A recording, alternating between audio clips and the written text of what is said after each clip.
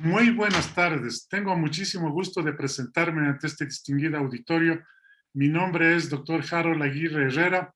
Soy especialista en medicina interna y hematología y soy presidente de la Federación Latinoamericana de Sociedades de Obesidad, FLASO.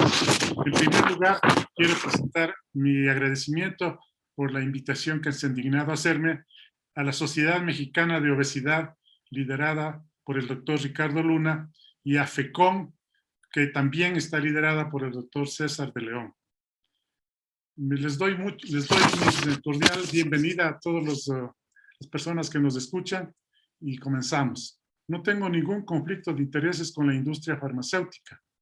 Los primeros datos disponibles acerca del papel de la obesidad en COVID-19 sugieren que las personas con obesidad severa o mórbida tienen más riesgo de hospitalización, cuidados intensivos, ventilación mecánica o muerte, independientemente de otras comorbilidades.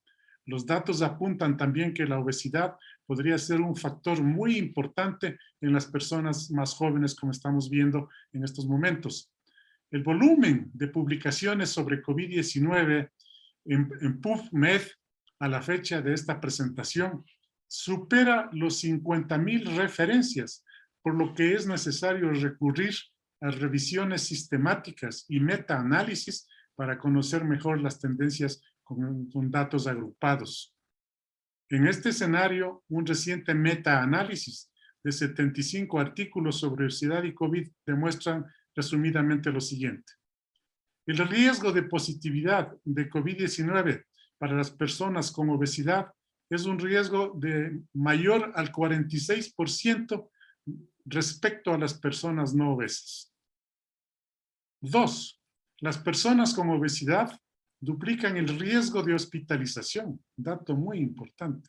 3. El riesgo de ingreso a la unidad de cuidados intensivos, en particular cuando el índice de masa corporal es superior a 35 kilogramos metro cuadrado, se incrementa en un 74%. 4. Se confirma también que hubo un exceso de mortalidad del 48% en los pacientes obesos. Datos que nos deben llamar al análisis y a la atención para solucionar estos problemas. Estadísticamente, desde 1975, la obesidad casi se ha triplicado en todo el mundo. Datos excepcionalmente que llaman la atención. En el 2016, una revisión de la Organización Mundial de la Salud, más de 1.900 millones de adultos de 18 años o más tenían sobrepeso, de los cuales más de 650 millones eran obesos. En el 2016, el 39% de las personas adultas de 18 o más años tenían sobrepeso y el 13% eran obesas. La mayoría de la población mundial vive en países donde el sobrepeso y la obesidad se cobran más vidas de personas en relación a las enfermedades prevalentes. De igual manera, en 2016, 41 millones de niños menores de 5 años tenían sobrepeso o eran obesos. De igual manera, 340 millones de niños y adolescentes de 5 a 19 años con sobrepeso u obesidad. Nosotros sabemos que la obesidad puede prevenirse. Los datos actuales han aumentado en relación a las estadísticas que les acabo de dar en más del 10%. Han existido epidemias previas por influenza que demuestran que la obesidad y diabetes se asociaban con peor pronóstico para la enfermedad. Datos preliminares de COVID-19 procedentes de Wuhan, China, detectaron que entre los pacientes críticos fallecidos, el 88.24% presentaba un índice de masa corporal superior a 25 kilogramos metro cuadrado respecto al 18.95% de los supervivientes. Un dato muy alarmante para las personas obesas que prácticamente cuadruplican la mortalidad en relación a los otros pacientes. En otra serie china, las personas con obesidad con índice de masa corporal mayor de 28 kilogramos metro cuadrado mostraron mayor riesgo de neumonía grave. Dato también muy importante a tomar en cuenta. En el registro norteamericano de COVID-net, la obesidad estaba presente en el 48.3% de los afectados, siendo el principal factor de riesgo personas mayores de 65 años, dato que hay que tomar muy en cuenta. En otra serie de Nueva York, indicaron que el 41.7% de los ingresados tenían obesidad, pero aquellos con obesidad grave sobre masa corporal de 35 kilogramos metro cuadrado tuvieron un mayor riesgo de ingreso en unidad de cuidados intensivos sobre el 95%. Dichas tasas de obesidad son similares a la prevalencia poblacional. Muy bien. Resultados similares se encontraron en la serie británica ISARC WHO de la Organización Mundial de la Salud, de más de 20,000 pacientes, o en México, que partiendo de un análisis poblacional de 177,133 sujetos, la obesidad fue la única comorbilidad asociada a una tasa de mortalidad casi 5 veces superior. Potenciales mecanismos patogénicos de infección por COVID-19 en personas con obesidad. Lógicamente, los obesos y los obesos mórbidos presentan una gran resistencia al flujo aéreo respiratorio, una disminución de la capacidad vital forzada, una disminución del volumen expiratorio, una disminución de la movilidad diafragmática. Presentan un síndrome de hipoventilación apnea del sueño. Presentan hipertensión arterial con disminución de la capacidad cardiorrespiratoria, la trombogenicidad. Presentan resistencia a la insulina, diabetes, dislipidemia. Está comprobado que los obesos tienen una mayor diseminación viral, de la carga viral. Hay un aumento en los obesos de las citoquinas proinflamatorias. Hay un reservorio aumentado de COVID-19 debido a la masa que presentan los pacientes, la masa grasa. Otro dato importante, hay una disminución de la vitamina D. Existe una disregulación inmunitaria. La obesidad es una enfermedad crónica que disminuye la resistencia de los pacientes y baja las defensas inmunitarias, presentando linfocitos CD4 positivos y CD8 positivos negativos y positivos con una disminución. Disminución de linfocitos B, disminución de los linfocitos natural killer. Entonces, miren, todos estos factores producen los problemas graves que estamos iniciando en esta conferencia. Existen metas sugeridas de protección pulmonar en pacientes obesos con el síndrome de dificultad respiratoria aguda por COVID, como podemos observar en esta diapositiva. Existen algoritmos de manejo de la ventilación mecánica invasiva en los pacientes con síndrome de dificultad respiratoria aguda por COVID-19, como podemos mirar en esta diapositiva. De la gran revisión que hemos hecho, que hablábamos de más de 30,000 artículos publicados, he revisado una de las últimas guías de manejo clínico de la Organización Mundial de la Salud. Tomen nota ustedes, por favor, de lo que dice. Manejo clínico de la COVID-19, orientaciones provisionales. Es decir, por el gran avance de información, la Organización Mundial de la Salud, las orientaciones son apenas provisionales porque con el tiempo estas seguirán aumentando y mejorando.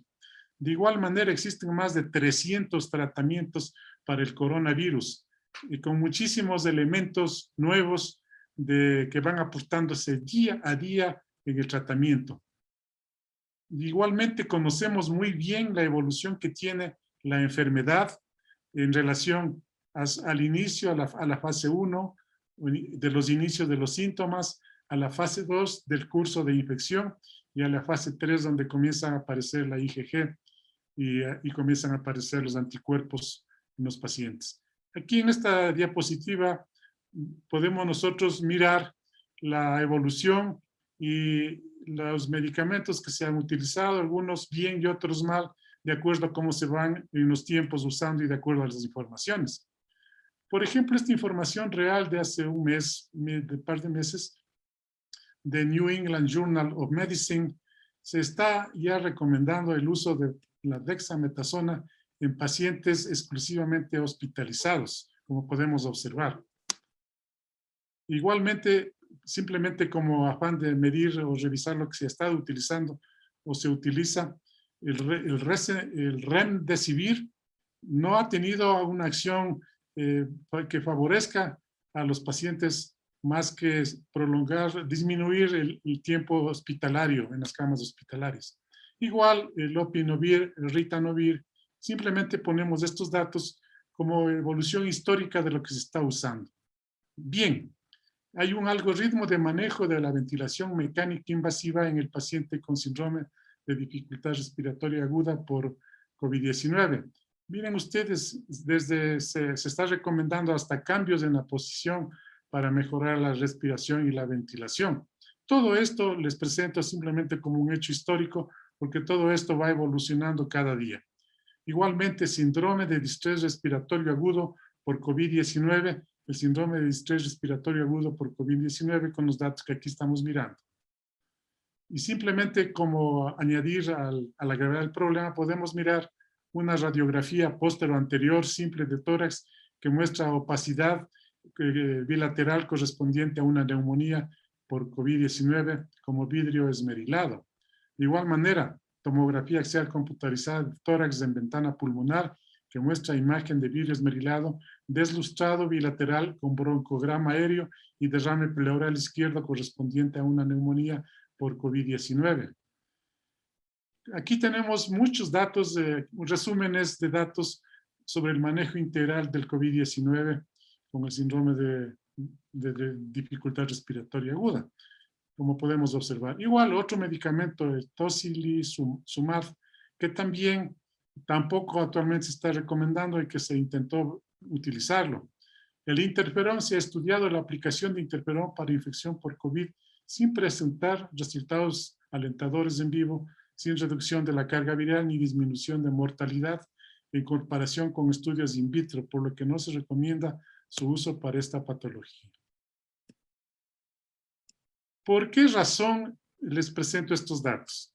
Porque si hablamos que hay más de 300 protocolos que están permanentemente en evolución, tanto en diagnóstico, en tratamiento, cuanto en medidas suplementarias o complementarias, cada país, cada hospital va diariamente estudiando y analizando la situación para lograr los mejores tratamientos de acuerdo a su infraestructura.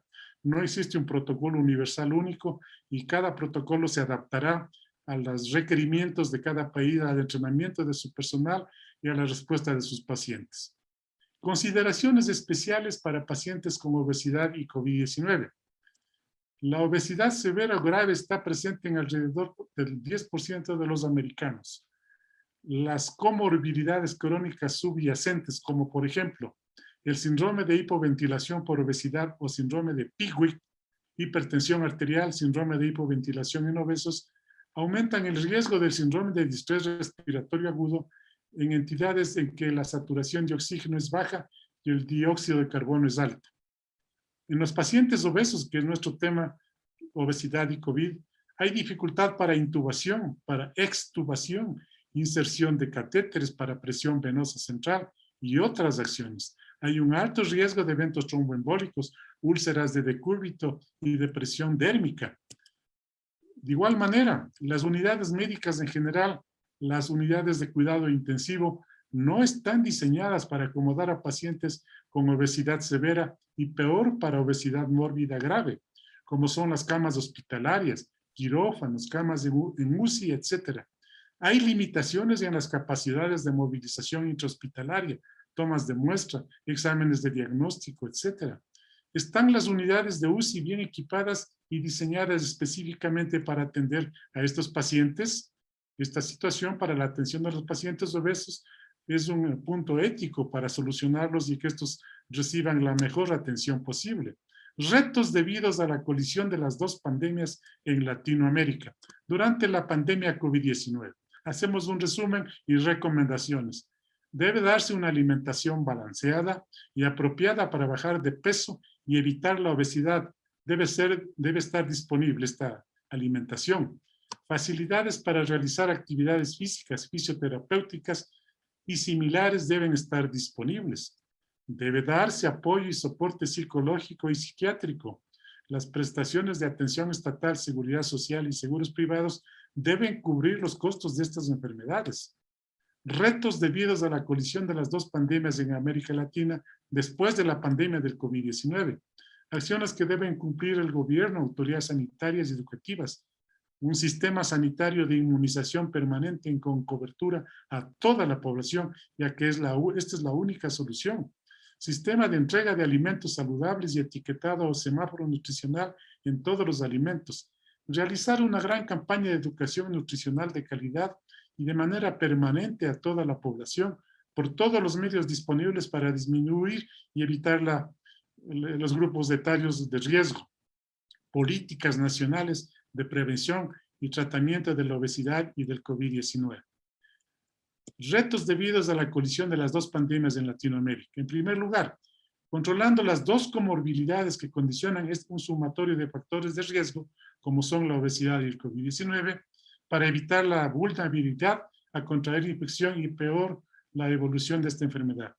En segundo lugar, una activa acción terapéutica para proporcionar cambios en el estilo de vida que contribuyan a reducir el riesgo de esta infección grave que nos produce graves problemas. Es recomendable el ejercicio aeróbico, condiciona un mejor rendimiento físico, menos contenido de grasa visceral y mayor masa magra, fitness versus fatness. Aumentando el ejercicio aeróbico que tiene una acción inmunomoduladora y antiinflamatoria clara, disminuyendo las citocinas proinflamatorias y mejorando la sensibilidad a la insulina. Fomentar una alimentación hipocalórica de patrón mediterráneo que contiene una variedad de nutrientes con alta capacidad antioxidante, contrarresta el estado proinflamatorio asociado al exceso de grasa. Ambos pilares del tratamiento precisan un abordaje integral y un equipo multidisciplinario que garantice el éxito con estas medidas a largo plazo. Por otro lado, aumentando el ejercicio aeróbico que tiene una acción inmunomoduladora y antiinflamatoria clara, disminuyendo las citocinas proinflamatorias y mejorando la sensibilidad a la insulina. Ambos pilares del tratamiento precisan un abordaje integral y multidisciplinar para garantizar el éxito. Resumen y conclusiones. Los pacientes con obesidad que se enferman con COVID-19 tienen un alto riesgo de complicaciones y de mortalidad. Tienen alto riesgo de padecer COVID crónico. Aquí, este es un dato, ojo, muy importante que está apareciendo en estos últimos días, que los pacientes que han logrado pasar la epidemia están presentando COVID crónico o subagudo a largo plazo. Significa que después de pasar los 14 días de la enfermedad, durante 3 o 4 meses comienzan a presentar complicaciones graves. Los pacientes con obesidad tienen incremento en la carga viral y alta capacidad de contagio. Los pacientes obesos tienen inflamación crónica y enfermedades relacionadas que complican su tratamiento y evolución. ¿Qué podemos hacer nosotros? Lo mejor que podemos hacer es prevenir que curar, como decía Erasmo de Rotterdam. ¿Qué podemos hacer? La vacunación masiva es una de las medidas más importantes que tenemos que hacer. Vacunación masiva contra el COVID-19. Mientras más vacunamos, habrá menos pacientes y menos morbimortalidad. Debido a esto, concluimos las normas ya conocidas. Distanciamiento social, uso de mascarilla, lavado de manos. Cuide su salud, evite la obesidad y vacúnese. He tenido mucho gusto de participar en esta exposición y les invito a continuar en este magno evento y además, al finalizar la conferencia, estamos listos para contestar cualquiera de sus preguntas. Les agradezco mucho por su atención. Estoy a sus órdenes.